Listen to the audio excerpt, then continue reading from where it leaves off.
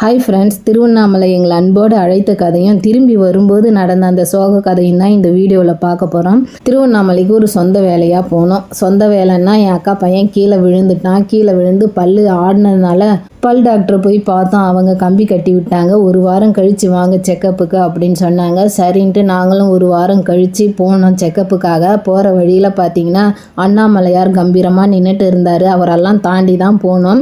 அண்ணாமலையாரை பார்க்காதவங்க இந்த வீடியோவில் பார்த்து கும்பிட்டுக்குவாங்க.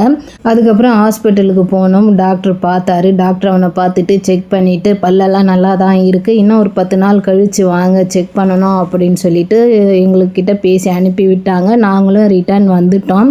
வர வழியில் பார்த்தீங்கன்னா அங்கங்கே கேப்டனோட பேனரும் போஸ்டரும் அடிச்சிருந்தாங்க. ஏன்னா கேப்டனுக்கு அன்றைக்கி பர்த்டேன்றதுனால அங்கங்கே போஸ்டர் அடிச்சிருந்தாங்க. அதையெல்லாம் பார்த்துட்டு வர வழியில் பார்த்தீங்கன்னா வண்டி நின்றுடுச்சு. என்ன பிரச்சனைன்னே தெரியல. என் அக்கா பையன் பின்னாடி தள்ளிக்கிட்டே இருந்தான். நான் பின்னாடி வீடியோ எடுத்துகிட்டு வந்தேன்.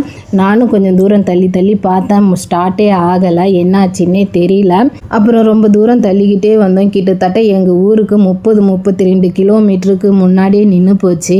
அப்புறம் ஸ்டார்ட் பண்ணி பார்த்தோம், ஒன்றுமே முடியல. அப்புறம் ரொம்ப தூரம் தள்ளிக்கிட்டே வந்தோம். ஒரு இடத்துல ஒரு அண்ணன் நின்றுட்டு இருந்தார். என்னாச்சுன்னு கேட்டார். திடீர்னு வண்டி நின்று போச்சுனா அப்படின்னு சொன்னோம். சரின்ட்டு அவரும் செக் பண்ணி பார்த்தாரு. அவராலையும் ரெடி பண்ண முடியல.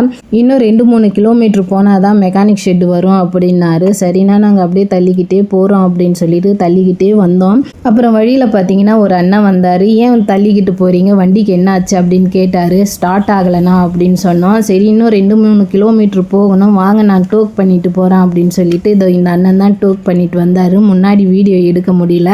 அந்த அண்ணனுக்கும் ஒரு நன்றி சொல்ல முடியல.